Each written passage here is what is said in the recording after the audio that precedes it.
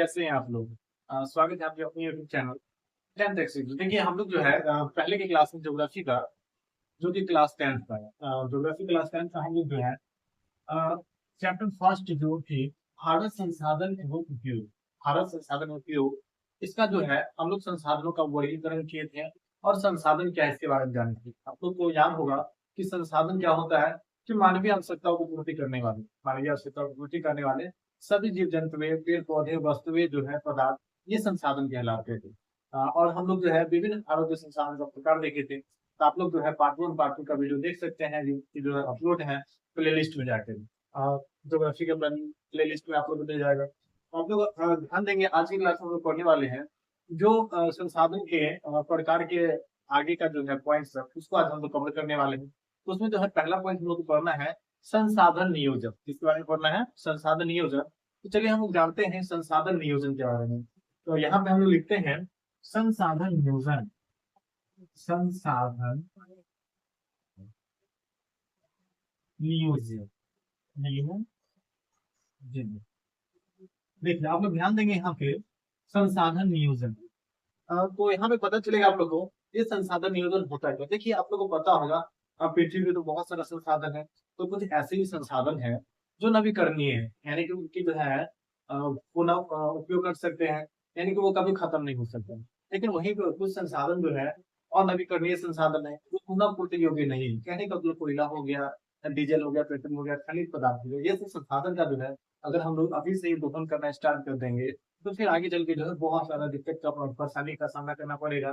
कहने का मतलब बहुत सारे संसाधन ऐसे भी जो है जो खत्म होने वाला है, उनके जो है बनने में प्रक्रिया में लाखों करोड़ों वर्ष लग जाते हैं। आपको पता चल रहा होगा कितना लाखों करोड़ों वर्ष जो है लग जाता है संसाधन के बनने में।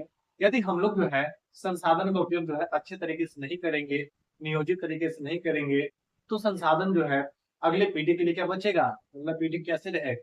ये ध्यान तो हम लोग को देना है। हमारा जो छोटा भाई बहन है, हमारे आने वाले जो संतति हैं, उन सभी को तो ध्यान में रखना है। ये नहीं कि हम ही लोग जो है पूरा यूज कर लें। तो हमको जो है हम लोग को जो है आगे के बारे में भी सोचना पड़ेगा। आगे के बारे में सोचना पड़ेगा कि अगला जो है पीढ़ी कैसे रहेगा आखिर में। तो हम लोग उसके लिए जो है पर्यावरण को शुद्ध करके रखेंगे। तो देखिए हम लोग जो है संसाधन को क्या करेंगे? अपने विवेक से, अपने बुद्धि विवेक से यदि उसका जो है उपयोग करते हैं, संसाधन का यदि हम लोग बुद्धि विवेक से उपयोग करते हैं तो उसे ही हम लोग क्या कहेंगे? संसाधन नियोजन करेंगे। कहने का मतलब संसाधन का विवेकपूर्ण तरीके से उपयोग करना ही संसाधन का नियोजन कहलाता है। यानी कि संसाधन का हम लोग जो है विवेकपूर्ण तरीके से, विवेकपूर्ण कहने का मतलब इसका अत्यधिक दोहन नहीं करेंगे, इसका अत्यधिक दोहन नहीं करेंगे, जितना जरूरत हो उतना ही करेंगे। जैसे अभी का बात कर ले हम लोग जो है जल संसाधन का, जल संसाधन हम कितना वेस्ट करते हैं जल का पानी, है कि नहीं? वैसे तो हम लोग जो है उत्तरी बिहार से हैं, तो यहाँ पे जो है पानी की कोई कमी नहीं है, लेकिन फिर भी जो है हम लोग को उपलब्ध हो जाता है। लेकिन ऐसे भी तो है दक्षिणी बिहार हो गया जो कि सूखा होता है। बिहार में ऐसा स्थिति है या तो पूरा बाढ़ से ग्रसित रहता है, नहीं तो वो सूखा ही रहता है। कहने का मतलब जो है दिक्कत है कि नहीं? तो हम लोग को जो है ऐसा ना हो कि पानी की कमी हो जाए। वैसे तो पानी तो कम है ही, तो हम लोग जो है अंधाधुंध पानी का यूज करते हैं कि नहीं? नहाना होता है हम लोग को एक बाल्टी से, तो हम लोग दो दो बाल्टी में यूज करते हैं। पौधा पटाना होता है तो हम लोग पूरा पूरा खेत में पूरा पानी भर देते हैं। कहने का मतलब इतना सारा हम लोग को मिल रहा है कि क्या इसका दोहन करना चाहिए? यही तो दोहन हुआ कि एक्स्ट्रा हम लोग जो यूज कर रहे हैं ये दोहन हो गया। ये क्या हो गया? दोहन हो गया। तो ये चीज नहीं करना है। उसको जो है बुद्धि विवेक से जो है सावधानी पूर्वक जो है संसाधन का यूज करेंगे तो संसाधन नियोजन कहलाएगा। क्या कहलाएगा? संसाधन नियोजन। तो आप लोग जो है संसाधन नियोजन को है कॉपी में लिख सकते हैं कि संसाधनों का विवेकपूर्ण तरीके से उपयोग करना ही संसाधन नियोजन कहलाता है। वैसे हम यहाँ पे लिख रहे हैं, आप लोग देखिएगा संसाधनों का, संसाधनों का विवेक पूर्ण उपयोग करना ही संसाधन नियोजन कहलाता है। कहने का मतलब संसाधन का विवेकपूर्ण तरीके से उपयोग करना ही संसाधन का नियोजन कहलाता है। आप लोग जो है संसाधन नियोजन के बारे में समझे, इसको जो है आप लोग यहाँ पे हम लोग लिख देते हैं कि संसाधनों का, संसाधनों का विवेकपूर्ण विवेकपूर्ण तरीके से उपयोग करना ही संसाधन नियोजन कहलाता है। उस संसाधन का विवेकपूर्ण तरीके से उपयोग करना ही संसाधन नियोजन कहलाता है। आपको जो यहाँ से प्रॉब्लम लिख सकते हैं कि संसाधनों का विवेकपूर्ण तरीके से उपयोग करना ही भारत में संसाधन का नियोजन, भारत में संसाधन नियोजन। तो देखिए सबसे पहले हमको जानना पड़ेगा कि भारत में जो है संसाधन का असमान वितरण, यानी कि सभी जगह जो है सभी संसाधन जो है नहीं है। तो इसका जो है हम लोग को सबसे पहले जो है चेक करना पड़ेगा कि कौन से जगह पे जो है कौन सा संसाधन जो है प्रचुर मात्रा में है और कितना इसका जो है दोहन किया जाए, जिससे जो है पर्यावरण जो है संतुलन भी बनाना है हम लोग को। तो चलिए हम लोग देखते हैं भारत में संसाधन नियोजन। देखिए कुछ क्षेत्र जैसे झारखंड हो गया, छत्तीसगढ़ हो गया, मध्य प्रदेश हो गया और उड़ीसा हो गया। इन सब क्षेत्र में जो है राज्य में जो है खनिज, कोयला, जल तथा वन जैसे संसाधनों से समृद्ध है। कहने का मतलब ये सब जो क्षेत्र है, झारखंड हो गया, छत्तीसगढ़, मध्य प्रदेश, उड़ीसा, ये सब क्षेत्र में जो है खनिज हो गया, कोयला हो गया, जल तथा वन, ये सब जो है एकदम संपूर्ण मात्रा में है। कहने का मतलब समृद्ध है, वहां पे जो है कोई कमी नहीं है। वही बात करें हम लोग जल की, राजस्थान का बात करें तो यहाँ पे जो है जल की कमी है। यहाँ पे तो जल की अवेलेबल है, लेकिन यहाँ राजस्थान में जो है जल की कमी है। लेकिन वहां पे देखा जाए तो सौर ऊर्जा की असीम संभावनाएं हैं, पवन ऊर्जा जो है बहुत ज्यादा है, जो इस सब से जो है समृद्ध है। कहने का मतलब राजस्थान जो है, राजस्थान सौर ऊर्जा, पवन ऊर्जा में जो है समृद्ध है। तो कहने का मतलब यहाँ पे जो है जल संसाधन की कमी है, यहाँ पे किस चीज की जरूरत है, तो जल संसाधन की जरूरत है। और यहाँ पे जो है सौर ऊर्जा, पवन ऊर्जा अवेलेबल है। वही बात करें छत्तीसगढ़ का, तो उसमें खनिज, कोयला, जल, ये सब जो है अवेलेबल है। तो यहाँ पे जो है हम लोग का बात ये स्पष्ट है कि भारत में जो है सभी जगह जो है संसाधन जो है एक समान नहीं है, कहीं पे कम है तो कहीं पे ज्यादा है।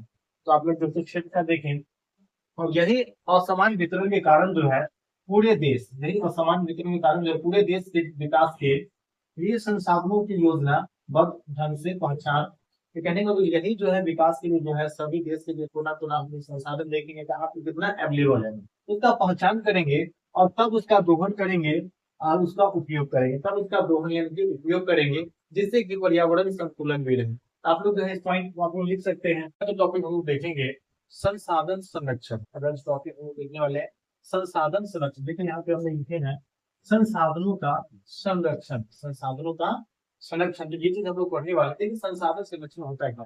देखिए संसाधनों का विवेकपूर्ण तरीके से अगर हम उपयोग कर रहे हैं तो संसाधन नियोजन हो गया, और वही नियोजन के साथ साथ हम लोग जो है विवेकपूर्ण तरीके से इसका उपयोग कर रहे हैं, अंधाधुन उपयोग नहीं कर रहे, यानी कि संसाधन का हम लोग बचाव कर रहे हैं, तो संसाधन में क्या कहलाएगा, संरक्षण कहलाएगा। क्योंकि संरक्षण का अर्थ ही होता है बचाव। तो हम लोग संसाधन का जो है संरक्षण करेंगे यानी कि बचाव करेंगे, तो इसका जो है अंधाधुन उपयोग नहीं करना है, और इसको जो है कहने का मतलब नियोजित ढंग से उपयोग करना है। किस ढंग से करना है, नियोजित ढंग से।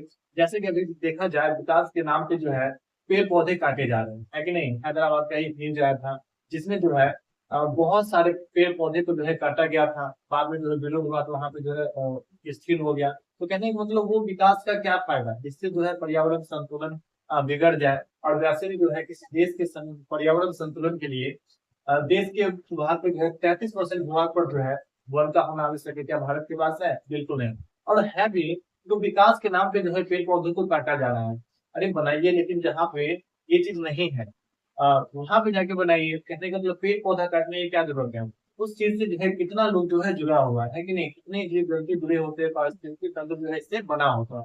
तो कहीं ना कहीं हम लोग जो है विकास के नाम पे जो है दोहन कर रहे हैं पर्यावरण का, और इसी को जो है हम लोग को संरक्षण करना है। और यही संरक्षण जो कहलाएगा, ये कहलाएगा आप लोग का संसाधनों का संरक्षण कहलाएगा। क्या कहलाएगा, संसाधन का संरक्षण। देखिए हम लोग जो है इसका परिभाषा लिखे हैं, इसके बारे में देख लेते हैं कि संसाधनों का नियोजित एवं विवेकपूर्ण उपयोग ही संरक्षण कहलाता है।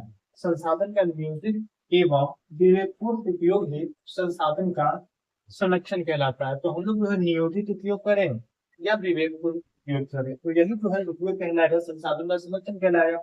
अब जो है संसाधन का संरक्षण क्यों आवश्यक है, इसका जो है ठीक हम लोग के लिए आवश्यक है। तो देखिए पहला बात तो है संसाधनों का अविवेकपूर्ण या अंधाधुंध उपयोग से, कहने को तो संसाधनों का अविवेकपूर्ण तरीके से या फिर अंधाधुंध तरीके से उपयोग से विभिन्न प्रकार के जो है पर्यावरण संबंधी जो है परिस्थितियां उत्पन्न हो गई है, जिससे कि बहुत ज्यादा दिक्कत हो रही है। कहने का मतलब सामाजिक, आर्थिक, सांस्कृतिक एवं पर्यावरणीय समस्याओं जो है उत्पन्न हो रही है। जैसे कि यहाँ पे आप लोग देख रहे हैं गर्मी के मौसम में कितना सारा टेम्परेचर बढ़ जाता है, यानी कि पेड़ पौधा इतना कम गया है, इसके कारण जो है और इतना ज्यादा जो है पॉल्यूशन होता है कि नहीं, लोग सब जो है तो बहुत ज्यादा दोहन करते हैं, जिससे जो है पर्यावरण संबंधी जो है आए दिन जो है घटनाएं आती रहती है। टेम्परेचर बढ़ जाता है कि नहीं, वर्षा नहीं होता है, फसल ठीक से नहीं हो पाता, कहीं ना कहीं हम ही लोग का क्या है, लॉस है। तो हम लोग का फर्ज बनता है कि संसाधन का जो हम लोग पढ़े लिखे हैं, तो हम लोग का फर्ज बनता है कि संसाधन का जो है हम लोग क्या करें, बहुत अच्छे ढंग से जो है इसका यूज करें। ये नहीं कि सबका अंदर आंख बंद करके हम भी जो है वैसे ही काम कर रहे हैं जो कर रहे हैं। यानी कि कुछ लोग समझते हैं कि ये जो है प्रकृति के द्वारा निःशुल्क मिला हुआ है, फ्री में मिला हुआ है, इतना दोहन करेंगे इसका, ये नहीं उनको पता है कि वही ऑक्सीजन हम लोग को फ्री में मिल रहा है, और वही जो हम लोग अस्पताल में लगा के जाते हैं उसके लिए लाखों पैसा जो है खर्च करना पड़ता है। यहाँ पे मुफ्त मिला है तो उसका कोई वैल्यू नहीं है।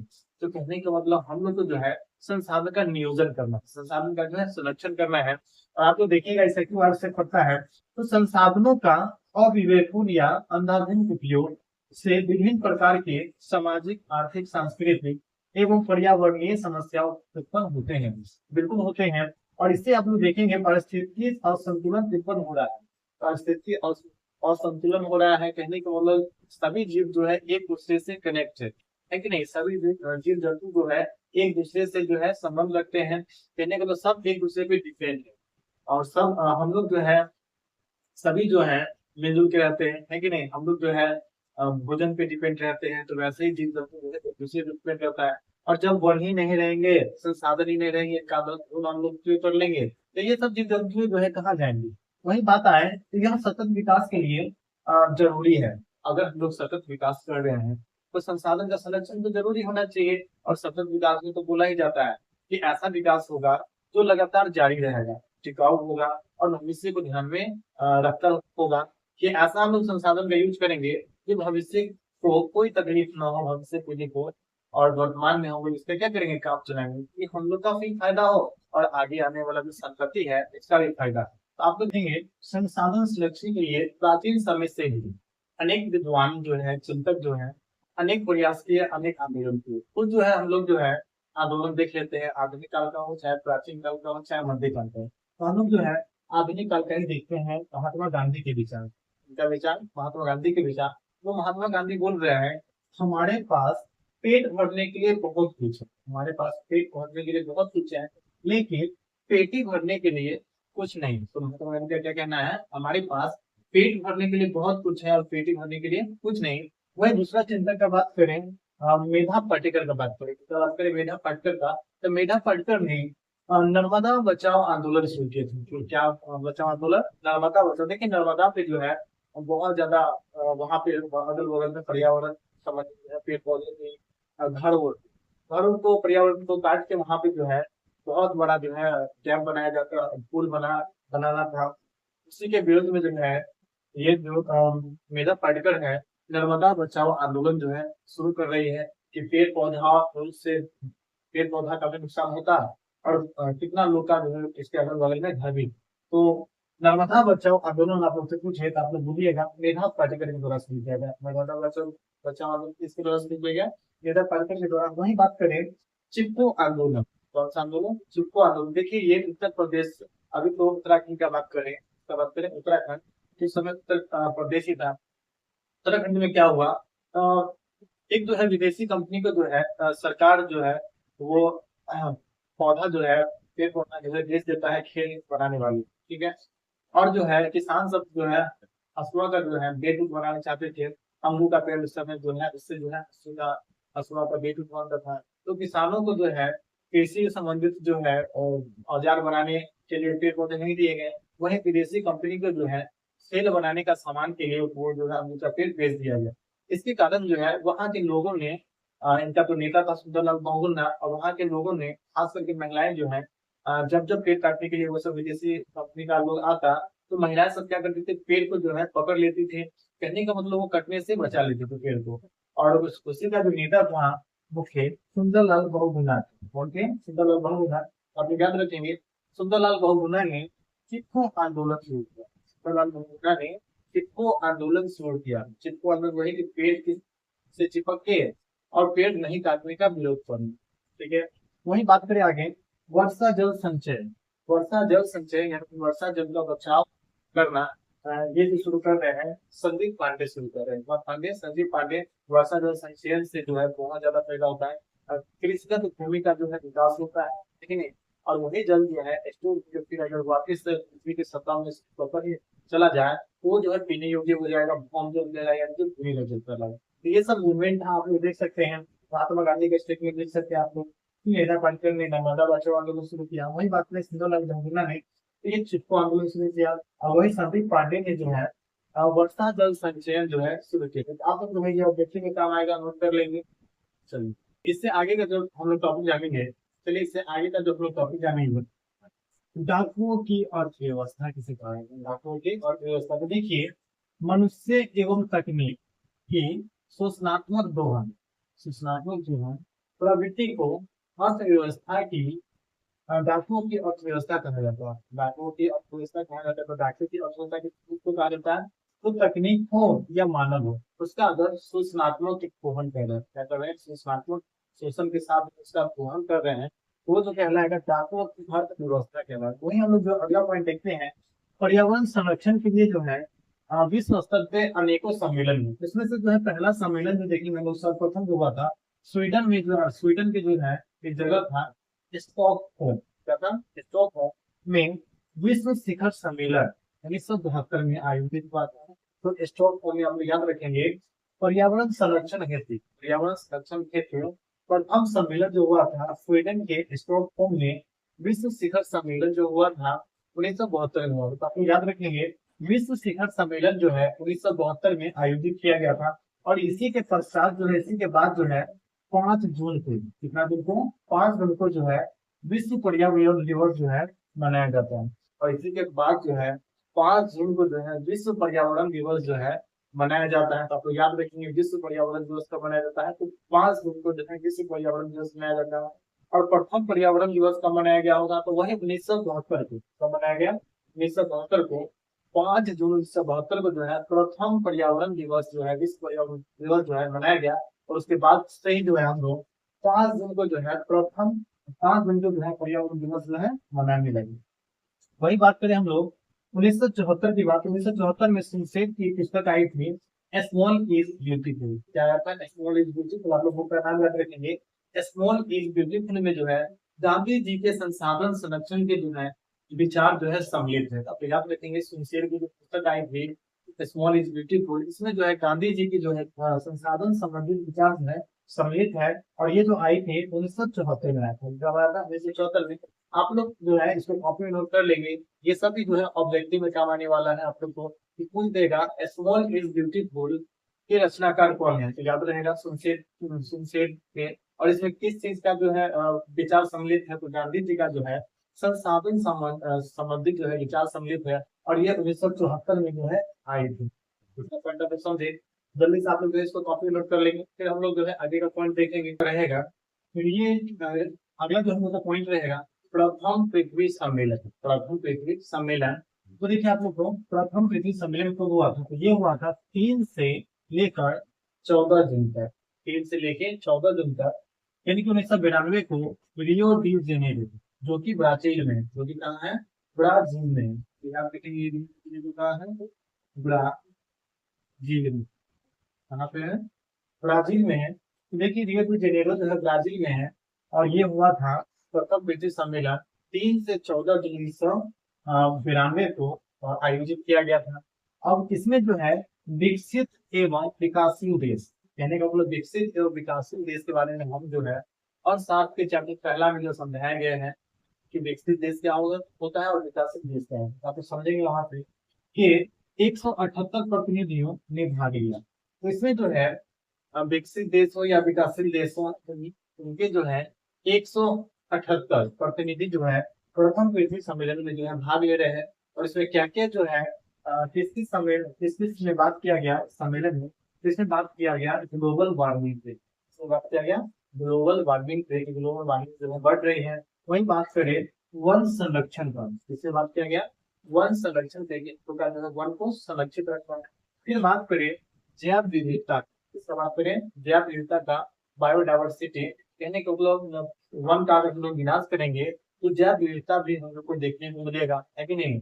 इसका भी जो है विनाश होगा, जीव जंतुओं का जो कि पेड़ पौधे के अंतर्गत की बात करते हैं। वही कार्यक्रम 21 एवं रियो घोषणा पत्र पर समझौता किया गया, कार्यक्रम 21 और रियो घोषणा पत्र पर जो है समझौता किया गया था। आप लोग याद रखेंगे सिर्फ यहाँ से कि प्रथम पृथ्वी सम्मेलन जो है 3 से 14 जून 1992 को रियो डी जेनेरो यानी कि ब्राजील में आयोजित किया गया। और इसमें जो है ग्लोबल वार्मिंग, वन संरक्षण, जैव विविधता, कार्यक्रम 21 एवं घोषणा पत्र जो है रियो घोषणा पत्र जो है समझौता किया गया। और वहीं देखा जाए तो पूरा दुनिया का जो है विकसित देश हो या विकासशील देश हो, उसके जो है 178 प्रतिनिधि जो है इसे भाग लिए थे। तो आप लोग समझे कि प्रथम पृथ्वी सम्मेलन जो हुआ था 3 से 14 जून, कितना याद रखेंगे, 3 से 14 जून 1992 में, ठीक है। और ये जो आयोजित की गई थी रियो डी जेनेरो में आयोजित की गई थी, जो कि ब्राजील में है। और इसमें जो है पूरा देश के 178 प्रतिनिधि जो है भाग लिए थे। इसमें ग्लोबल वार्मिंग हो गया, वन संरक्षण हो गया, जैव विविधता हो गया, ये सब के जो है बातें होने की कार्यक्रम 21 सम्मेलन का देखेंगे। द्वितीय पृथ्वी सम्मेलन, तो देखिए द्वितीय पृथ्वी सम्मेलन जो हो रही है 23 से 27 जून 1997 को न्यूयॉर्क में हुआ था। तो द्वितीय पृथ्वी सम्मेलन आप लोग याद रखेंगे 1997 को न्यूयॉर्क में हुआ था। यानी कि ये 1992 में और 5 साल के बाद जो है 1997 में द्वितीय पृथ्वी सम्मेलन हुआ था। यानी कि 23 जून से 27 जून तक 1997 को जो है न्यूयॉर्क में द्वितीय पृथ्वी सम्मेलन होगा। इसे जो है +5 सम्मेलन के नाम से भी जाना जाता है, इसे जो है +5 सम्मेलन के नाम से जाना जाता है। वही हम अगला देखें क्वेटो सम्मेलन, क्या देखें क्वेटो सम्मेलन। देखिए दिसंबर 1997 में पृथ्वी को ग्लोबल वार्मिंग से बचाने के लिए जापान के क्वेटो में सम्मेलन आयोजित हुआ। जापान के क्वेटो में जो है सम्मेलन आयोजित हो रहे हैं कि पृथ्वी को ग्लोबल वार्मिंग से बचाने के लिए जापान के क्वेटो में सम्मेलन आयोजित हो रही है 1997 को, जिसमें जो है 159 देशों ने भाग लिया। इसमें जो है 159 देशों ने भाग लिया। और इसे जो है विश्व पर्यावरण या ग्रीन हाउस के नाम से भी जाना जाता है। इसे जो है विश्व पर्यावरण या ग्रीन हाउस के भी नाम से जाना जाता है, विश्व पर्यावरण या ग्रीन हाउस के भी नाम से जाना जाता है। किसको? क्वेटो सम्मेलन। तो क्वेटो सम्मेलन जो हुआ था 1997 को हुआ था और पृथ्वी को जो है ग्लोबल वार्मिंग से जो है बचाने के लिए हुआ था। ग्लोबल वार्मिंग होता है, देखिए जो है बहुत सारे गैसों से जो है उसका उत्सर्जन ज्यादा हो जाता है कि नहीं। जैसे हम लोग जो है ज्यादा ईंधन का उपयोग कर लेते हैं और वनों की कटाई करते हैं, जिससे क्या होता है वैश्विक स्तर पे जो है तापमान में वृद्धि हो जाता है। स्तर पे तापमान में क्या हो जाता है, वृद्धि हो जाता है, जिसके कारण जो है अनेक त्वचा संबंधित रोग जो है उत्पन्न होती है, तरह तरह की बीमारियां होती हैं। तो कहने का ये सब दिक्कत परेशानी को दूर करने के लिए जापान के क्वेटो में जो है 1997 में क्वेटो सम्मेलन हुआ। और इसमें जो है टोटल जो है 159 देशों के जो है प्रतिनिधि भाग लिया। और इसे विश्व पर्यावरण या ग्रीन हाउस के नाम से भी जाना जाता है। तो आप लोग यहाँ पे समझे, इस सब टॉपिक को जो है आप लोग क्लियर कर लेंगे। एक लास्ट टॉपिक हम लोग पढ़ लेंगे, पृथ्वी सम्मेलन यही बचा हुआ था। पृथ्वी सम्मेलन जो हो रही है 26 अगस्त से 4 सितंबर 26 अगस्त से 4 सितंबर 2002 को जोहान्सबर्ग, कहाँ पे हो रही है, 2002 में जोहान्सबर्ग, जो कि दक्षिण अफ्रीका में, कहाँ पे है, दक्षिण अफ्रीका, दक्षिण अफ्रीका में आयोजित हुआ। दक्षिण अफ्रीका में जो है आयोजित हुआ। अब याद रखेंगे तृतीय पृथ्वी सम्मेलन जो हो रही है 2002 में जोहान्सबर्ग, जो कि दक्षिण अफ्रीका में हो रही है। और विश्व के विभिन्न देशों के 2000 प्रतिनिधियों ने इसमें भाग लिया। विश्व के विभिन्न देशों के 2000 प्रतिनिधियों ने इसमें भाग लिया। इसे रियो 10 के नाम से भी जानते, इसे किसके नाम से जानते हैं, रियो 10 के नाम से भी जानते हैं। किसके नाम से जानते हैं, रियो 10 के नाम से भी इसे जाना जाता है तृतीय पृथ्वी सम्मेलन। तो याद रखेंगे तृतीय पृथ्वी सम्मेलन जो हुआ था 26 अगस्त से 4 सितंबर 2002 में जोहान्सबर्ग, जो कि दक्षिण अफ्रीका में है, यहाँ पे हुआ था। और इसमें जो है विश्व स्तर के जो है 2000 प्रतिनिधियों ने भाग लिया। तो ये सब जो है विश्व स्तर पे पर्यावरण संरक्षण के लिए जो है आयोजन होते रहे।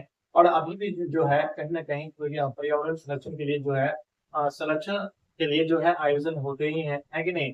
विश्व स्तर पे विश्व के सारे देश के जो है प्रतिनिधि उसमें बैठते हैं और उसमें सब चीज पे जो है विचार होता है कि ये किस देश का क्या यूज करना है कि नहीं। तो देखिए हम लोग जो है ज्योग्राफी चैप्टर फर्स्ट का, यानी कि कहने का फर्स्ट का भारत संसाधन तकनीक का जो है अपना जो है पॉइंट जो है जितना नोट था वो सब जो है मतलब विस्तार पूर्वक समझ लिए हैं।